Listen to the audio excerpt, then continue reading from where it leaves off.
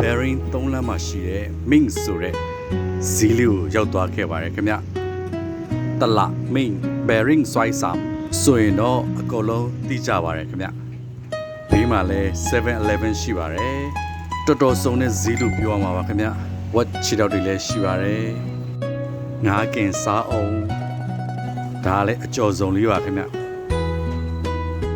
ဘဲကင်တွေလည်းရှိပါတယ်ခင်ဗျ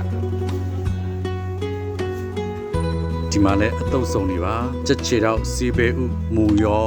ပြီးတော့ပင်လယ်စာတုပ်တွေပါရှိပါတယ်အကင်အစုံပါခင်ဗျကော်ပြန့်လိတ်လေးတွေ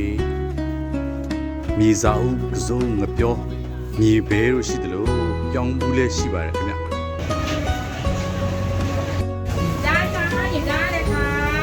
ဒိုနတ်အစုံရှိသလိုပီဇာလည်းအစုံရှိပါတယ်ခင်ဗျအကင်တွေလည်းရပါတယ်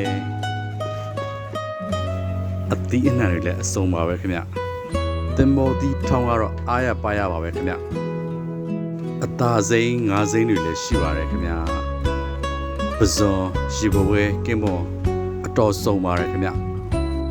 အသီးအရွက်တွေဆိုလို့ရှိရင်စိမ့်ဆိုးလို့ရမြန်မာတွေအကြိုက်များတဲ့တရက်သီးကောင်းရင်လည်းရှိပါတယ်ခင်ဗျသမင်းကောင်းရင်တွေကိုလည်းဒီလိုမျိုးရောင်းတာပါခင်ဗျဒါလည်းဟင်းနေချက်ပြီးရောင်းတာပါခင်ဗျ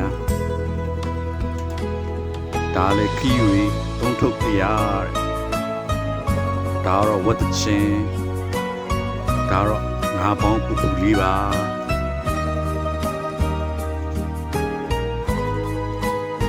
ဒါရတော့အမေသားနဲ့ပတ်သက်တဲ့များပေါ့တခြားမရိုင်းမိတာတွေလည်းအများကြီးကြံပါသေးတယ်ခင်ဗျတွားရောက်လက်ပတ်စားတောက်နိုင်ကြပါတယ်ခင်ဗျ